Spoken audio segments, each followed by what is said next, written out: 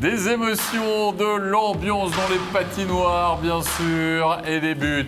En veux-tu, en voilà, des gros ratés de gardiens, des pixels, bref, qu'on a tout eu ce soir. Bon, nous, on n'a plus rien à dire. Là, Dans cette soirée de National Hein? League. Bah tiens, justement, on va faire pareil de nos invités. Tu me laisses les présenter quand même? Oh oui, Bien. Julien. Allez, Geoffrey Vauclair Julien. et Fabien Guignard sont avec nous ce soir. Geoffrey, pour toi, ton image, de quoi veux-tu nous parler?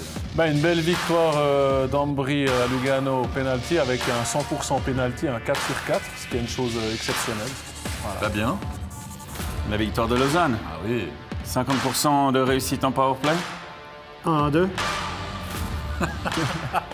Mais il faut le dire, parce que c'est le plus haut taux de réussite qu'ils ont eu cette année. But de Junland, but de Jeffrey. Un grand soir. Un grand soir pour Un grand Lausanne. Lausanne. Là, c'est en train de tourner définitivement. Belle victoire de Fribourg à Berne. La question qu'on se pose, est-ce que c'est la crise à Berne? Oh, on va se la poser en effet.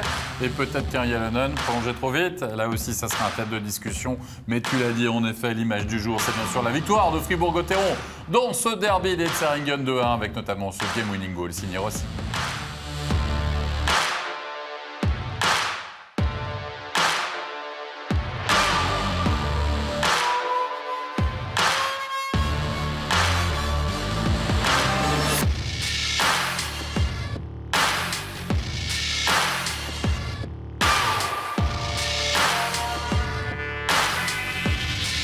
Et oui, c'est derby ce soir, Derby Night. Avec Stéphane, on est chaud bouillant, bien sûr. On hésite à mettre la boule à facette. Il a mis les pattes def. Non, Non, pas ce soir. non. Il vous fera peut-être ce cadeau C'est pour le la skinny. fin de l'année. En tout cas, les beaux cadeaux. C'est Fribourg-Gotteron là qui en a fait un ce soir à ses supporters. Parce Oh que oui. avant ce match, la première interrogation, Stéphane, c'était qui allions-nous avoir dans la cage? Weber ou Berra? On penchait pour Berra. Reto Berra. On a eu raison. Puis il n'a pas fait un mauvais match du tout. Plutôt un bon match. Même. Pas du tout. Bon, enfin, presque un excellent match. Ouais, il a fait une petite erreur, mais ça n'a pas coûté trop cher. Quand même un but. Mais enfin, on va en parler d'ici quelques instants. Mais avant ça, messieurs, on dresse quand même le portrait de ce derby des Zeringen, Geoffrey Vauclair. On a deux équipes qui vont quand même pas si bien que ça. À Fribourg, on s'est déjà bien étalé sur la question. Ouais. Mais Berne, on ne peut pas dire « Oh, ça rigole cette saison quand même ». Ouais, Berne un petit peu goutte à goutte aussi cette saison. Hein. Je trouve que voilà, on savait que ça serait peut-être un peu plus difficile avec la perte de Genoni. Et moi, je trouve que Berne joue beaucoup moins bien dans leur zone défensive aussi. Offensivement, ça va encore, mais je trouve dans les zones défensives, on le voit plusieurs fois, ils sont des fois un petit peu au pâquerette, on va dire, dans le bac à sable, comme dirait Stéphane souvent. Il manque Kruger en Ouais, défense qui est ouais. blessé. Gerber. Il manque Gerber. Par contre, on a engagé un nouvel étranger, McDonald. Ce soir, il a été aligné en défense. Et Kovisto aussi. On a retiré Murzak. Donc, on a mis 2 défenseurs étrangers. Donc, Yalonen cherche des solutions pour relancer son équipe. Oui, mais en même temps, Fabien, le dernier match, c'est à domicile. C'est contre Genève Servette. Ils sont menés 4 fois au score et ils s'en sortent presque... Une extrémiste. Ouais, in extremis un peu. Donc, on pensait qu'il allait y avoir une réaction ce soir. Du côté de Berne, non. On se demande s'il n'y a pas une certaine lassitude aussi des gars, là. Parce que c'est le système finlandais, hein, c'est comme assez rigide. Est-ce qu'à un moment donné, tu te fatigues pas là, de devoir faire tout le temps les mêmes choses, avoir peu de possibilités de créativité? Point d'interrogation. C'est une très bonne question. Et c'est une question qu'Arco Bello s'est posée, je pense, au moment Parce de... qu'il a il a déjà la réponse, je pense. Il a signé 3 fois. Enfin, je veux dire pour 3 ans, en tout cas, du côté de Lugano. Revoyons les buts. Il y a eu 3 buts dans cette rencontre, messieurs. Un seul lors des 20 premières minutes de jeu. Et c'est Gunderson qui va marquer cette ouverture du score 1-0 sur un assist de Stolberg, Stéphane. Oui, un bon tir de la ligne bleue. C'est pour ça qu'on est allé chercher Gunderson. On dit il est très bon à la ligne bleue, très mobile. Et il réussit à frapper la cage régulièrement. Mais là, je m'excuse, le gardien. Là. Ouais. Bon, masqué un petit peu. Ouais, bon. Allez. Mais est-ce qu'on peut dire qu'à Berne, il y a un petit problème de gardien? Oui.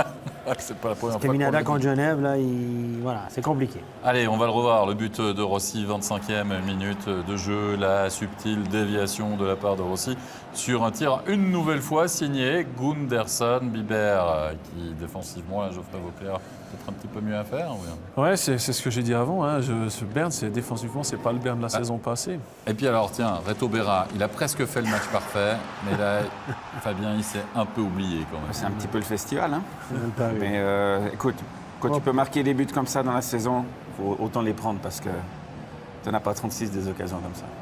Oui, en du effet, parce gratuit. que Fribourg va quand même s'imposer sur le score de 2-1 malgré cette réussite. Signé Ebet sur un assist de Praplan. On va commencer, tiens, par Berne. Alors, maintenant, messieurs, Berne, on va le voir tout à l'heure au classement. Ce soir, Berne est en dessous de la barre, Geoffrey. Ça fait bizarre. Je veux dire, on n'est pas à la 3e journée. Non. On est là, on a. Non, on arrive, on est Non. au tiers de la saison. Oui, alors le gardien, Gaëtan Haas, qui est de l'autre côté de l'Atlantique. Attends, je suis d'accord. Ouais. Mais là, on a été chercher Praplan. Ouais. On dit Praplan, c'est pas Gaëtan Haas, mais quand même, c'est un nom qu'on peut dire quand même. Là, voilà, mais Mais moi, je pense effectivement, comme le disait Fabien, il y a peut-être aussi, moi, ça m'était aussi arrivé quand tu as plusieurs années le même coach, tu entends toujours la même rengaine, des fois, c'est un peu plus c'est compliqué ça, pour te motiver. Et puis, avec la signature, comme tu l'as dit, d'une année seulement de Jalonen, ça veut bien dire que Berne ne voulait pas prendre le risque de le signer trop longtemps pour devoir peut-être éventuellement se passer de ses services après quelques temps.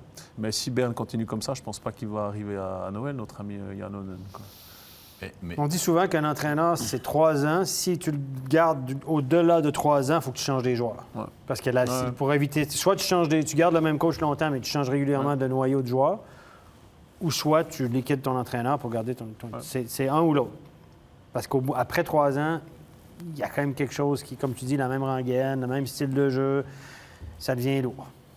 Effectivement. Mais attention, Berne, je pense pas qu'ils feront pas les play-outs. On est d'accord avec ça?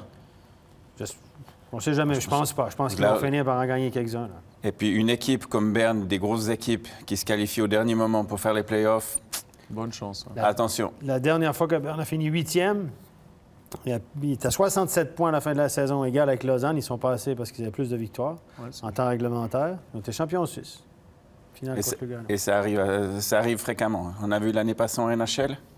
Ouais, bon, l'équipe Saint-Louis était dernier au classement de la NHL début janvier, champion de la Coupe Stanley. Oh, bah, Changer d'entraîneur, champion de la Coupe nous Stanley. l'a rassuré, merci beaucoup, messieurs. Berne sera champion, donc vous l'avez compris, parce que tout est enregistré.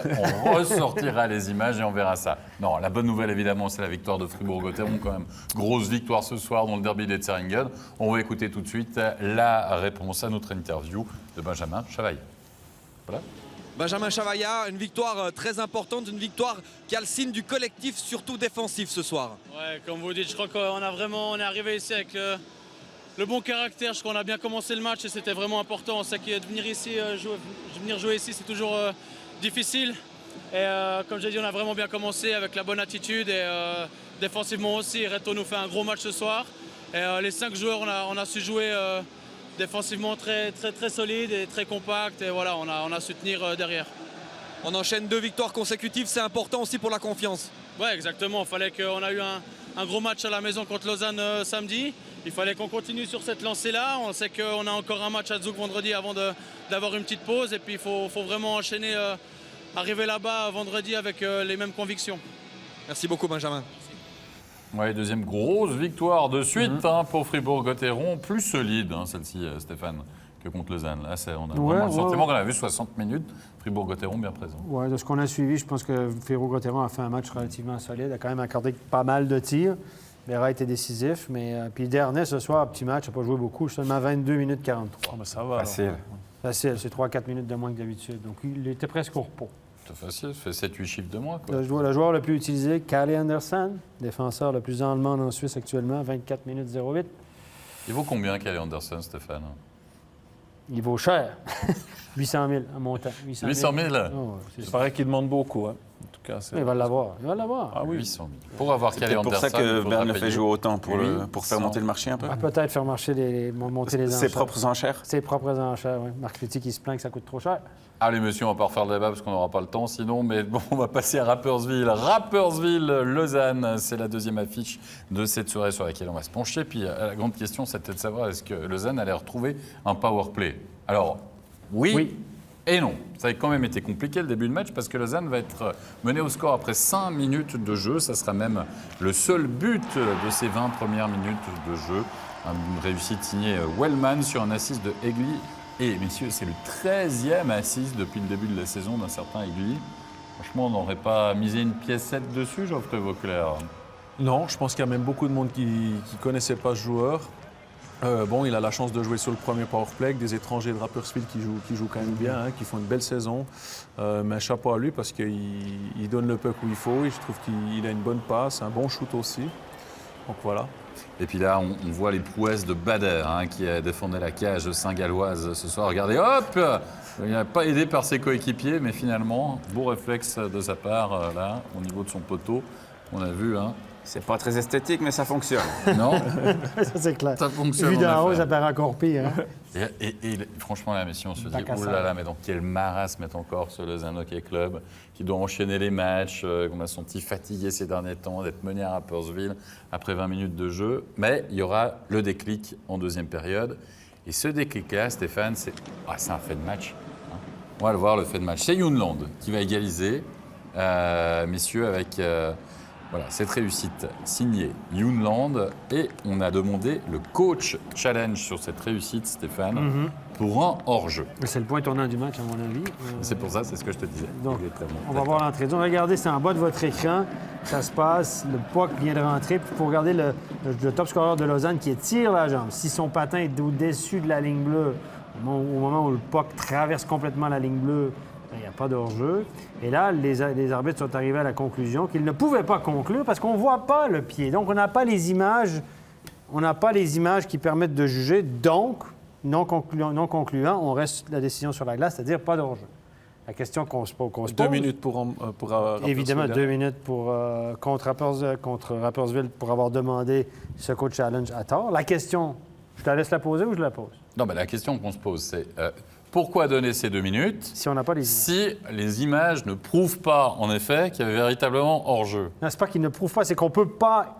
Les images sont pas assez bonnes. On ne voit pas toute la ligne bleue, donc on ne peut pas se baser... Hors-jeu ou pas hors-jeu? On n'a pas la qualité les des images images. ne peuvent pas être utilisées comme preuve. Les arbitres viennent de le dire. Voilà. Ça prend un écran plus grand, ça aura pris les 65 pouces là-dessus. C'est parce que l'écran est trop petit. Non, mais là, les arbitres, finalement, Pas de budget. ont appliqué la loi. Les yeux fermés en disant... Voilà, Ah ben paf, voilà, on ne voit pas le patin. On y met peut-être hors-jeu, pas hors-jeu. Ils ne peuvent pas le dire, donc là, on applique la... Puis on est d'accord Bien que sûr. sur les images, il faudrait quand même qu'il ait une jambe de 2 mètres pour qu'il n'y ait pas hors-jeu. Donc on est pratiquement sûr qu'il y a hors-jeu. Oui, effectivement, mais on ne peut Mais- pas le prouver. Ils Mais on ne peuvent peut pas le prouver. Par d'autre de la preuve. Oui, dans ces cas-là, c'est- Stéphane, mais c'est vrai que dans si- ces cas-là- Quand la loi, finalement, est comprends. mauvaise... La loi est mal faite. La loi Voilà. est mal faite, on la change, on Voilà. l'adapte. Surtout quand c'est nous qu'on fait les règlements. Non mais Alors- je peux te poser une question. Lorsqu'un gardien va chercher avec sa mitaine à l'intérieur de son but, même si on ne voit pas le puck, on estime par la force des choses que vu la Si position le gars de la est à l'intérieur, mitaine, c'est ça. le puck est à l'intérieur de la mitaine, donc finalement on accorde le but. Pourquoi, dans ce cas-là, même si les images ne le prouvent pas, on le voit à 2 mètres à l'intérieur de la zone. Ça dépend de sa souplesse, la souplesse des adultes. Oh, Non, mais vous êtes les arbitres, vous faites quoi? Non, mais moi, je pense que là, ils ont pris la juste décision parce Ouais. qu'ils ne peuvent pas prouver. Alors, on peut penser, comme a dit Fabien, c'est pas possible que dans le fond, il a une jambe aussi longue que ça, mais visuellement, tu peux pas dire, non, écoutez, il n'a pas la jambe sur la ligne bleue. Donc, ils sont obligés de rester sur leur première décision, C'est ça. qui est de donner le goal. Mais on Et- devrait en fait dire, en arrêtons de donner 2 minutes si la caméra, Alors, voilà. ce qu'on a à disposition ne permet pas de voir toute la ligne bleue déjà. Ouais, ouais. En fait, ce que tu es en train de nous dire, c'est que le règlement est déjà pas assez compliqué. Il faudrait encore l'étoffer. Exactement. Parce qu'il Arrêtons faudrait, de c'est donner des 2 caméras minutes. sur les lignes Il bleues. pourrait dire, ben là, on ne voit pas l'image, on voit pas le joueur à l'image, donc pas de 2 minutes. Si on voit toute la ligne bleue, puis on arrive à la conclusion que c'est un mauvais coach challenge, puis effectivement, les arbitres avaient raison, à preuve à l'appui, ben là, on vous donne 2 minutes. Mais là, on se dit, il manque un bout de l'image, donc... Donc double peine. Et Double résultat peine. des courses, triple peine. Parce qu'on applique le règlement, il y aura 2 minutes, et sur ces 2 minutes de pénalité, Lausanne va marquer. Le powerplay de Lausanne s'est réveillé sur ce powerplay-là, juste pour faire exprès. C'est ça, Genazi à 5 contre 4 qui va marquer assist de Yannick Heron. Donc le match finalement passé de 1-0 d'un score qui aurait dû rester 1-0 si les images avaient pu prouver comme il semble que ce soit le cas, à un score de 2-1 en faveur de Lausanne en l'espace de 20 minutes. Renversement de situation, point tournant du match. Et Coach challenge. Froidevaux en plus qui va marquer 3 minutes plus tard, moins de 3 minutes plus tard, Froidevaux assiste de travers pour le 3-1. Là, ça a fait la crêpe véritablement dans cette deuxième période. Il y a même Jeffrey qui va marquer le 4-1, qui va retrouver le chemin des filets avec un assist d'Elner. 4 buts de Lausanne en l'espace d'une période.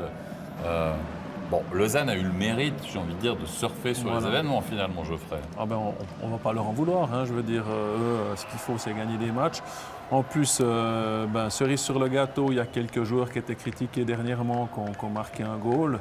En l'occurrence, Junland et Jeffrey, qui étaient quand même attendus un petit peu depuis un moment. Donc ça fait du bien à toute l'équipe de Lausanne, hein, parce que s'ils avaient perdu ce soir contre Rapperswil, je pense que ça serait été un petit peu pour l'équipe et autour de l'équipe. Hein, il y aurait eu pas mal de discussions. Il y a déjà beaucoup de discussions autour de Junland et Jeffrey quant à la reconduction de leur contrat.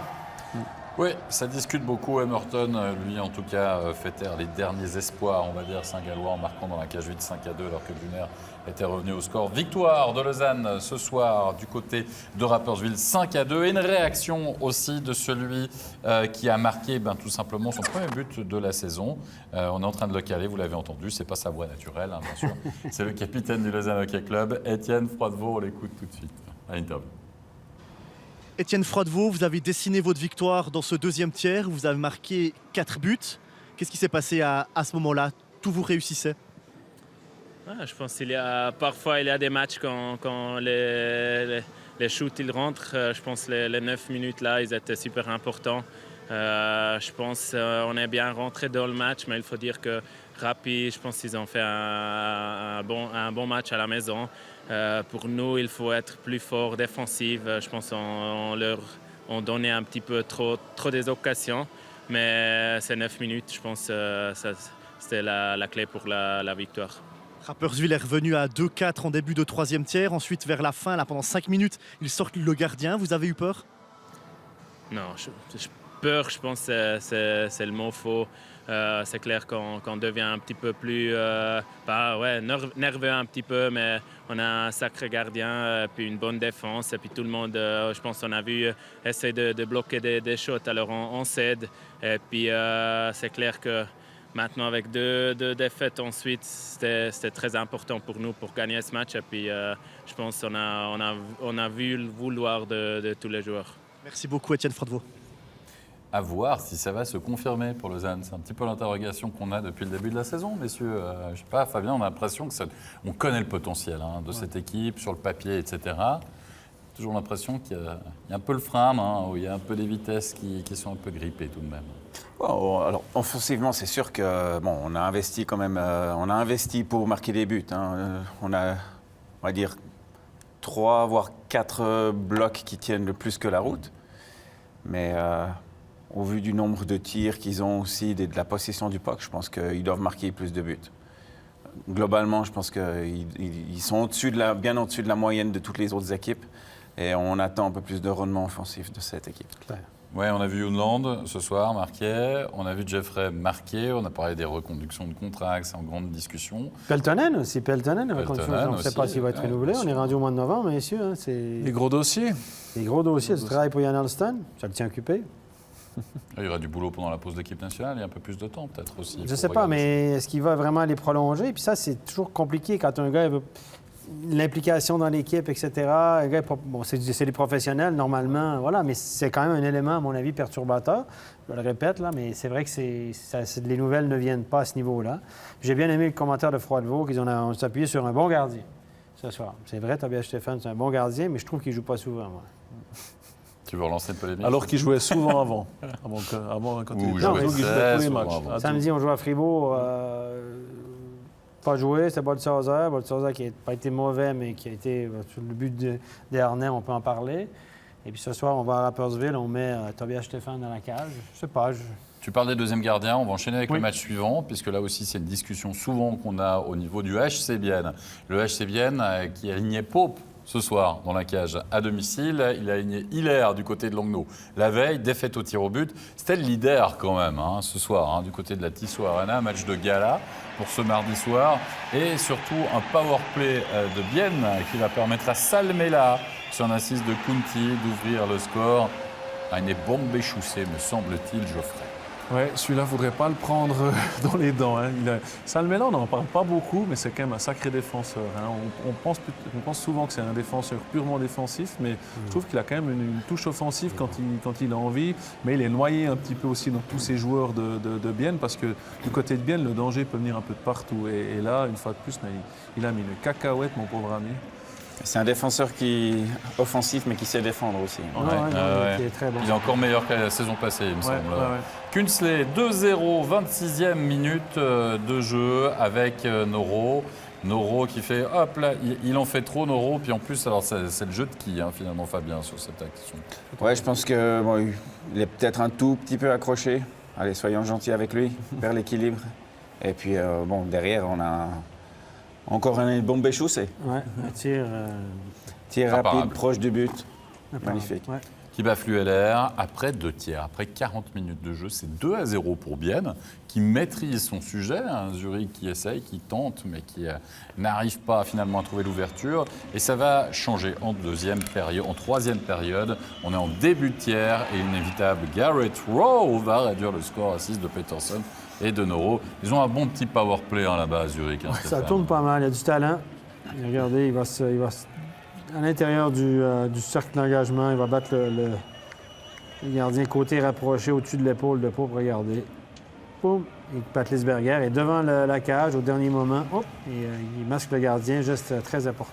Il est dans son bureau, Baltisberger, devant la cage. Et on va retrouver quasiment les mêmes, mais cette fois-ci à la conclusion. Toujours Peterson, on l'a vu. C'est Tim Bernie qui a marqué. Ouais, qui a quitté sa place de défenseur, qui est rentré au milieu et qui a réussi à Il va bien se lever son faufiler puck. derrière tout le monde. Ouais. Il n'est pas si évident. C'est un angle fermé, hein? Ouais. Pas si facile que ça. Le puck était un peu sautillant. 19 ans seulement, Bernie. Hein? 19. Et Vic, 48e minute de jeu, assise de Sheppy. Vic, complètement oublié backdoor là, Geoffrey. Ouais, on est un peu étonné du placement des joueurs de Bienne. Bon, il y a une perte de puck à la bande. Et puis là, c'est pratiquement un 2 contre 1 avec une très bonne passe de Sheppy. Mais ouais, je veux dire, moi, j'ai trouvé que c'était un match quand même assez ouvert par rapport aux goals qu'on voit. J'ai trouvé que sur les goals, les deux équipes paraissaient pas très bien sur le plan défensif, quoi. C'est le genre de match que Zurich adore. Hein. Ouais, ah ben oui, c'est des matchs de championnat offensif. Mais c'est pas le genre de match de Bienne, par contre. Non. Mais est-ce que, quand on voit Zurich là, qui sont bien au classement, est-ce qu'ils arriveront à tenir la cadence dès le moment où les playoffs commencent, puis que ça se durcit? C'est toujours la même question, un peu à interrogation avec Zurich. Et la question est de savoir si leur nouveau coach suédois, champion du monde, Ouais, vice-champion. Il a été fait 15 ans qu'il est à la tête de l'équipe nationale. Il a gagné. Est-ce qu'il va réussir à changer la mentalité à Il a dû Zurich? avoir quelques médailles à la maison, lui, effectivement, avec ce qu'il a gagné. Non, c'est intéressant. Moi, je m'interrogeais le premier sur lui. Je me disais, c'est un bon coach d'équipe nationale, qui n'a jamais coaché un club de sa vie, oui, aux États-Unis, à la fin des années 90. Et force est d'admettre, bien sûr, qu'il fait du bon travail. Et ça joue. Il y a des joueurs qu'on ne reconnaît plus. Vic, Pius Suter a une deuxième vie. Bon, Garrett Rowe amène beaucoup. Hein? Pius Suter a une deuxième vie. Il joue à l'aile avec Garrett Rowe, c'est facile. Nous, on a marqué 2-3. Ouais, je pense qu'on aurait mis 2-3. Mais Vic, tout à coup, on voit sa crinière aller au vent de cette année, alors que l'année passée, on ne voyait jamais sa crinière. Et puis, c'est vrai, il y a une bonne saison. Et puis, Peterson a une saison ordinaire l'année passée. Tout à coup, il joue avec Rowe, ça va super bien. Mais oui, on a des gars qui revivent un peu. Puis on a Hollenstein qui, tout à coup, semble avoir montré un peu d'effort. C'est pas mal. Il arrive alors aux entraînements, paraît-il. C'est pas mal aussi. C'est pas mal. Mais n'empêche qu'ils l'ont perdu quand même, ce match-là. Parce que là, on tresse des lauriers à Zurich. Mais il y a quand même une équipe en face. Il y a quand même une équipe en face qui a réussi à s'en sortir. C'est le HC Bienne. Et oui, en supériorité numérique, 57e minute de jeu. C'est Pouliot qui va pouvoir marquer un garbage goal, mais surtout un but quand même plein d'abnégation, dira-t-on. Une fois, 2 fois. Oh, et ça suffit! Au bonheur évidemment des supporters zélandais, puisqu'on s'achemine vers des prolongations, messieurs. Regardez, en bacon une première fois, et hop, ce puck, il est où? Il est au fond. Et là, il va y avoir un but refusé, par contre. Là, il y a une discussion. Regardez, deuxième effort. Pouliot, il a forcé le passage, il est revenu devant la cage. Je suis l'air chancelant, à mon avis. Mais Pouliot a marqué hier soir sur un rebond. Ce soir, fonce à la cage. Un joueur très, très important. On parle beaucoup de Rayala, mais Pouliot fait énormément de travail. C'est le duo offensif gagnant finalement du côté du HC Bienne. Et tu en as parlé, il y aura des prolongations et on va voir ce but annulé de Pius Souter pour cette interférence, comme on dit, entre Gehring et le gardien. Stéphane, ton avis? Ben, écoutez, il y a un contact avec le gardien dans le demi-cercle, clairement. Et là, Kronborg, s'il m'écoute, il ne sera pas d'accord avec moi. Mais il y a un contact clairement dans le demi-cercle. Et là, Pope, le problème, c'est que le but intervient 2 à 3 secondes plus tard. Donc, Pope est dérangé, il perd pied, il n'arrive pas à se rattraper, etc. Donc, il n'a pas la même chance de faire l'arrêt. S'il n'y a pas ce contact, il est square, il est probablement sorti un peu, puis il peut défier ce tir. Mais là, il ne peut pas le faire, puis il est dans sa cage. Okay. Il y a une conséquence, mais le problème, c'est combien d'heures après la contact, il a le droit d'avoir une conséquence. Donc, votre avis, messieurs? un peu. Bah, sur la vidéo, on voit quand même qu'il ne peut pas surprendre. Donc moi, je pars du principe qu'il ne faut pas donner ce goal. C'est clair que si tout d'un coup, on voit qu'il peut repartir en avant, là, clairement, non. Mais sur ce coup-là, il me semble qu'il n'arrive pas à repousser avec ses patins pour se remettre vraiment en position. Donc je pense que la décision était justifiée de ne pas donner ce goal. Moi, j'avais envie de dire, quelqu'un que je connais bien, qui parle souvent de zone grise. Et puis moi, je suis un petit peu plus mitigé que Geoffrey parce que je pense qu'il profite un petit peu de ça pour... il joue un petit peu du contact. Je pense que c'est pas un vrai contact. Et je pense qu'il peut rester sur ses appuis pour reprendre sa position pour affronter le shoot. Alors Stéphane, finalement, la zone grise. grise... On n'en a pas parlé souvent. Merci à Fabien de le rappeler quand même, parce qu'il y a des choses importantes. J'avais presque oublié. J'avais presque oublié, j'en ai pas parlé depuis longtemps. J'avais évité, mais là, il y a une zone grise. Moi, je pense que j'aurais pris la même décision que les arbitres, mais... Mais Stéphane, finalement, c'est pas si mal qu'ils la prennent d'être peut-être la décision, les arbitres. Parce que sinon, c'est quand même un signal aussi pour les joueurs, pour dire, mais attendez, si ça s'est passé à Bienne, on peut le faire, quoi. Ça sera le côté, il y a 1 ou 2 secondes, là, on donne quand même une petite marge de manœuvre, j'ai envie de dire, aux arbitres, puis surtout aux gardiens de dire, hé les gars, on pense quand même à vous, on protège de temps en temps. Ce qui doit faire plaisir à quelques entraîneurs de gardiens, du reste. Oui, mais pas l'entraîneur au coach de Zurich. Apparemment pas. Allez, on va voir le game winning goal quand même marqué par Fuchs. Ben oui, en prolongation, puisque cette fois-ci, c'est Bienne qui va décrocher le 2e point mis en jeu après 60 minutes de jeu. Il avait perdu au tir au but la veille face à Langnau. On se ressort là, on s'extirpe, on va dire, de la bande. Et puis Fuchs qui fait un geste, comment on pourrait dire ça, un geste de rage finalement pour glisser ce puck au fond des filets. Oui, le 2e effort, il a failli tomber tout seul, perdre pied, il récupère cette rondelle. 2 joueurs de Zurich qui sont pris dans le coin. Là, le défenseur, c'est Berny, il joue la passe. Parce qu'il y a un 2 contre 1. Regardez, il y a un 2 contre 1 devant la cage. Il peut glisser le puck à Ria. Berny triche un peu pour la passe et il bat le gardien à côté rapproché. Bien joué de la part de Fuchs. Très bon tir. Et Bienne qui bat le leader, messieurs. Et une interview à l'issue de cette victoire. On va écouter tout de suite Elien Pope. Elien Pope, ça a été difficile ce soir. Zurich a accéléré au début du 3e tiers, a réussi à égaliser, mais finalement, en prolongation, vous êtes imposé. Ouais, je pense que les 2 premiers tiers, c'est nous qui menons le match. On a bien joué, tout le monde a tiré à la même corde. Un petit relâchement au 3e tiers qui nous coûte 3 goals, mais je pense qu'on a une belle force de caractère, c'est pour ça qu'on revient ce soir, et puis pour l'emporter finalement en prolongation. Ce 4e but refusé à Zurich, qu'est-ce qui s'est passé? Parce qu'on ne voit pas tout ce qui se passe sur les images. Vous êtes poussé par Gehring et vous êtes trop loin pour revenir pour faire l'arrêt, c'est ça? Ouais, il est clairement venu, je pense, dans la zone, me foncer dedans. C'est ça qui me fait tomber. Donc je pense que c'était une décision logique des arbitres. Et finalement, vous êtes récompensé avec la victoire. Ouais, c'est 2 points qui font du bien. On en avait besoin. Et puis comme ça, on va pouvoir être confiant pour la suite de la semaine. Merci Elien, bonne suite. Voilà pour cette victoire de Bienne face au leader Zurich. Messieurs, on va passer à Genève Servette. Gros morceau ce soir avec la venue de Zug.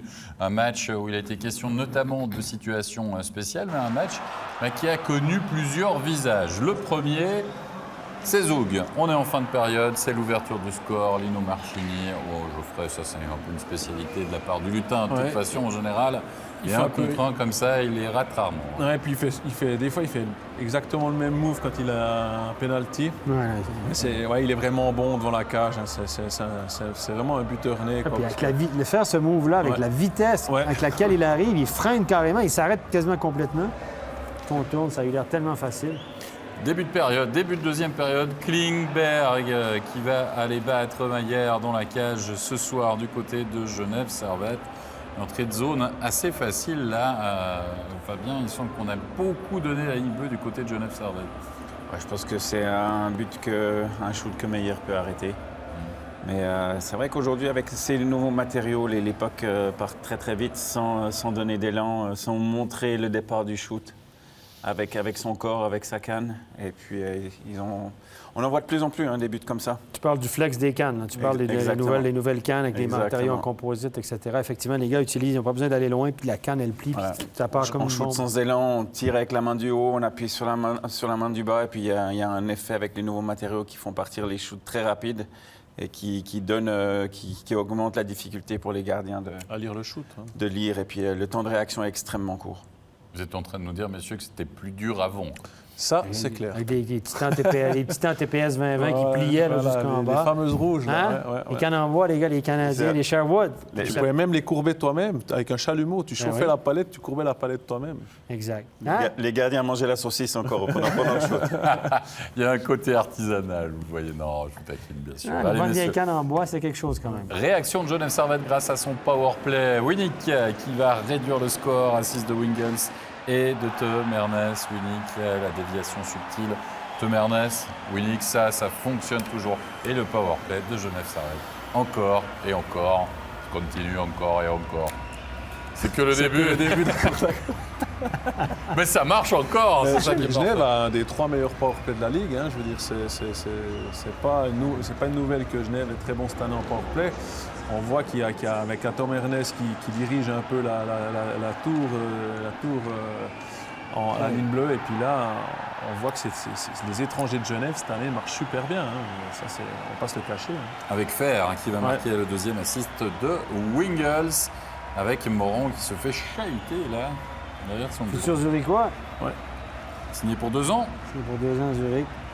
Alors, bien sûr, on vous a dit qu'il allait y avoir des beaux buts. Il y a aussi alors la joie évidemment des supporters de Genève Servette, mais il y a aussi des gros ratés. Ça peut arriver comme ça. Parfois, Ouais, quand, là, quand tout est réuni pour que vous puissiez marquer. Là, celui-là, c'est dans le bêtisier de l'année, là, c'est dans le top 5. Facile.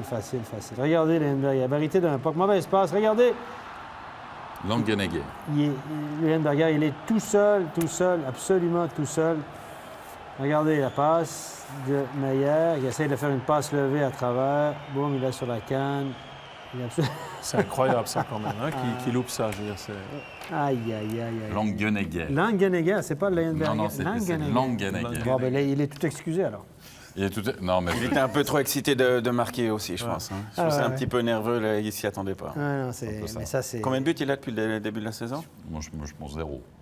C'est peut-être la raison. Toujours à 0. C'est ça. C'est un petit jeune. Mais Il va on s'en est bien vouloir. d'accord, mais là, Ouais, on ça n'est peut pas trop arriver. méchants là dans le Non, vestiaire, non. messieurs. Avec Non.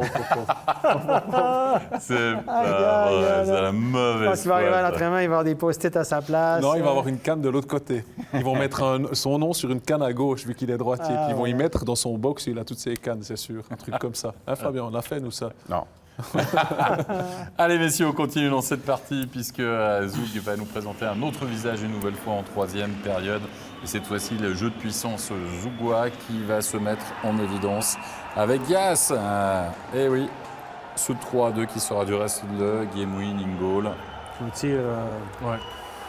Regardez, il est dans le haut du slot, il a pu s'avancer. Il n'y a pas grand monde devant lui, regardez. On voit un Robert Maillard qui cherche le puck mais dans le déplacement. Ouais. Pas vraiment exceptionnel. masqué, hein. Je trouve à cette distance-là, bon shoot quand même. On va donner crédit au shooter. Et là aussi, on va donner crédit au shooter, cage vide. Parce que on voit que c'est pas facile de marquer dans le cage vide. Et messieurs, moi je veux quand même dire, moi je pense qu'il y a quand même quelque chose qui se passe à Zoug d'assez grave. Grégory Hoffman n'a pas marqué depuis 3 matchs. Ouh, que se passe-t-il? Breaking news, Stéphane. Est-ce que tu as quelque chose à nous dire par rapport là, à ça? moi j'avais annoncé peut-être une saison de 60 buts, évidemment à la rigolade, parce qu'il avait 11 matchs, 13 buts. Et là, la loi de la moyenne est en train de le rattraper. Mais sur le dernier but, tu as vu l'assist. qu'il pouvait la mettre directement dedans, puis il l'a donné à son coéquipier. Chapeau à lui. Exact. Bravo, vraiment. C'est un gars L'altruisme, d'équipe, Greg. absolument. Avec cette victoire zougoise 4-2, on va écouter une réaction du côté de Genève Servette après cette défaite. Écoutons tout de suite la réaction de Timothy Cast. Timothy Cast, une défaite un peu rageante contre Zug. Vous marquez en powerplay. Qu'est-ce qui n'a pas fonctionné? C'est des petits détails qui n'ont pas fonctionné ce soir. Je pense qu'on n'a pas fait le match qu'on voulait. On n'a pas réussi à prendre le dessus comme on aurait bien aimé. Et puis Zug, c'est une bonne équipe. Elle capitalise sur des petits détails. Et puis ce soir, on prend une pénalité évitable au troisième tiers qui nous coûte le match. Vous parliez de choses à faire juste, à réussir à mettre en place. Qu'est-ce que vous n'avez pas réussi à mettre en place? On a été bons les derniers matchs sur le forechecking et là je pense qu'on a moins réussi à les étouffer dans la zone que ce qu'on aurait voulu faire. Et puis voilà, c'est une équipe qui patine bien, qui joue bien. Je pense qu'on les a un peu trop respectés au début de match et puis au deuxième tiers aussi. Au troisième tiers, on a réussi malgré tout à recoller au score, mais je pense ce soir c'était pas pour nous. Merci Timothy.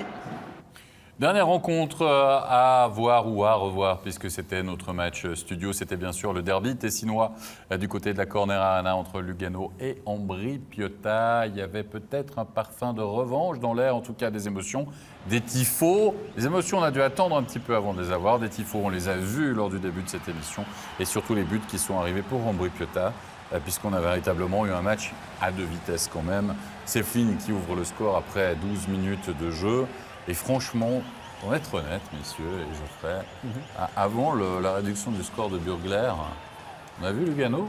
Non, on les a vraiment pas vus. En fait, l'erreur d'Ambry, c'est d'avoir laissé marquer Burgler qui a un petit peu traversé toute la patinoire avec un très bon shoot, mais qui était, à mon avis, évitable. Ça a permis à Lugano d'y croire. Ils ont recommencé le troisième tiers un peu mieux. Puis c'est surtout dans les 10 dernières minutes que Lugano a poussé, puis a réussi à égaliser, quoi. Je tiens un peu le suspense là, mais... Flynn, Goy, Muller va marquer à 3-0. Voilà. C'est un derby, Fabien. Quand on mène 3-0 dans un derby, on n'a pas le droit de le perdre. On bétonne. On bétonne. Comment on appelle ça en foot? Catenaccio. Catenaccio. Et puis on le voit. Ok, on appelle ça mode finlandaise, mais on se met à 5 devant le but, on parque le but devant. C'est vrai que Lugano, dans les dernières minutes de jeu, prennent un 2+2 qui leur font extrêmement mal. Hein. Ils sont assaillis pendant 4 minutes dans leur zone. Et puis à un moment, ils vont craquer. Alors pas sur la pénalité, mais ils vont craquer. C'est clair que... Ça, ce but-là, c'est pas un bon but. Le gars, il est tout seul, il rentre dans la zone. On a reculé. Il est 1 contre 3 quasiment. Regardez. Il ne veut pas qu'il prend une trajectoire un peu... Je pense qu'il est un petit peu touché par le défenseur d'Ambry. Peut-être. Ouais, il met un peu sa canne en avant. Fischer a beaucoup trop reculé là-dessus. Il donne la ligne bleue, puis il permet à Burgler de s'avancer au top des cercles sans déjouer personne. C'est un but très important. 3-0, c'est pas la même limonade. 3-0, là, c'est compliqué. Hein. Pour revenir, plus que 2 petits buts. On se rend en troisième période. Et souvent, dans ce genre de match, c'est peut-être les buteurs qu'on n'attend pas, puisque ça va être la première réussite, imaginez-le, en National League par un tout jeune joueur, réussi par Timo Hossener.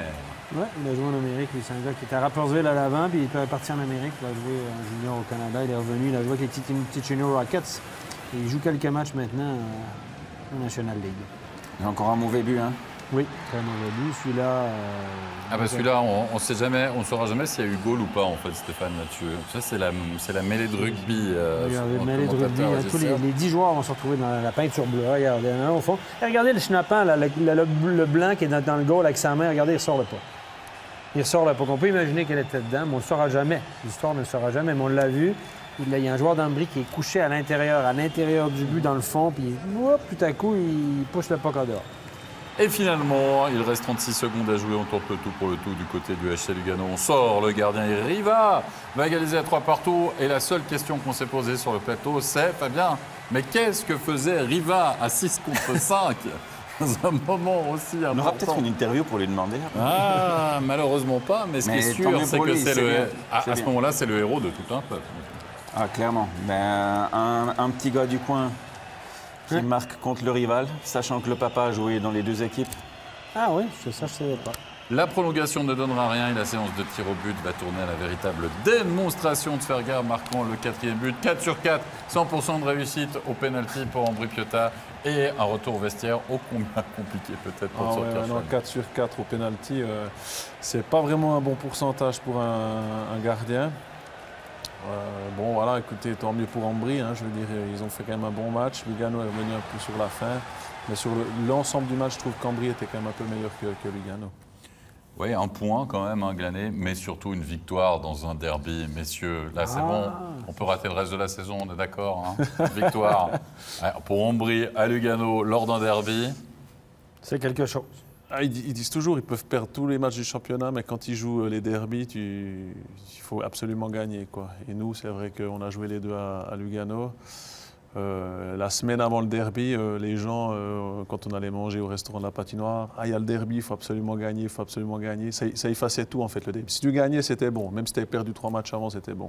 Vous voulez une Allez, anecdote? rappelle-moi. Vous voulez une anecdote? Une anecdote. Ah, rapidement, on a une anecdote. Les gars qui passaient le Zamboni à Lugano étaient fans d'Ambry. Quand on sortait avec le car pour aller jouer contre Ambry, ils nous ont montré leurs fesses en sortant du garage.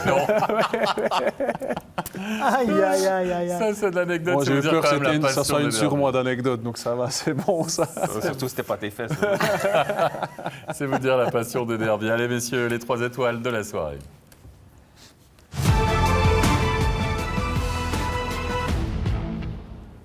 Eh oui. La 3e étoile, Lino Marcini. On l'a vu réussir notamment à doubler avec ce but dans la cage vide, mais surtout ce premier goal absolument magnifique. On est d'accord, messieurs, une étoile pour Lino Marcini? Ouais, vérité. 2 buts, une passe ce soir. Bon, le deuxième but dans la cage vide. 1m67, 66 kilos. Mais il fly, par contre. Oh, patine. De la vitesse. Il y a de la vitesse, il y a des mains. Excellent joueur de hockey. La 2e étoile de la soirée pour Jason Fuchs. Lui aussi marque le game winning goal face au leader du championnat, face aux ZSC Lions. Et c'est peut-être un déclic aussi, finalement, Geoffrey, hein, pour lui. On attend une saison avec pas mal de points. Oui, il est un peu plus en dedans cette année, mais je ne pense pas que c'est vraiment un problème pour Bienne. Hein. On sait qu'ils n'ont quand même pas une belle équipe. Maintenant, il a fait un bon match ce soir et puis il a permis à Bienne de débloquer la situation, quoi. Première étoile du côté de Fribourg-Gotteron avec cette victoire dans le derby de Zeringen. Gunderson, le blue liner, qui s'est enfin réveillé finalement, Fabien. Oh, oh, oh. Un but, une passe. Magnifique, hein? Gros shoot, une bonne mobilité sur la ligne bleue. Des défenseurs offensifs comme on aime les voir. Ouais, et peut-être là aussi un déclic pour lui, on ne sait pas, parce que réussir ce qu'il a réussi dans un derby, c'est important. Mais si on va récapituler les résultats de cette soirée de National League, il y avait 5 matchs au programme, 2 derbies bien sûr, 2 matchs qui sont allés au-delà des 60 minutes avec la victoire de Bienne après prolongation face aux ZSC Lions, ce succès de Fribourg, de Lausanne, la défaite de Genève Servette et la victoire d'Ambry au tir au but face à Lugano au classement. Les ZSC Lions, 5 points d'avance sur Bienne, Lausanne, 3e avec Genève Servette, 3 équipes romandes, Zug, Lugano, Davos, Langnau, Berne. Ça fait presque mal aux yeux, sous la barre. Et encore que Langnau a un match de moins, Rapperswil, Fribourg-Gotteron avec 17 points et Ambry-Piotta qui est désormais donc dernier. Les résultats de Swiss League. Ce soir, la victoire d'Olten face à Zug Academy, le succès d'Ajoa 4-3 après prolongation face à Viège, la Chaux-de-Fonds qui s'impose du côté des Getseka Lions, Sierre qui bat Langenthal, grosse victoire ce soir de la part des Sierrois et Turgevie qui s'impose 1-0 face au Ticino Rocket. Là aussi, le classement avec Ajoa toujours leader, 3 points d'avance mais un match de plus face à Cloton. On retrouve 7e la Chaux-de-Fonds et 10e Sierre où ça va mieux. On arrive à la fin de cette soirée. Merci beaucoup Geoffrey, merci Fabien. Merci à vous. Stéphane, rendez-vous demain pour la soirée de Swiss League, le match du mercredi bien sûr, avec une affiche entre Cloton et Winterthur. Rendez-vous à 19h25. Merci à toute l'équipe, très bonne fin de soirée à tous. Bye bye.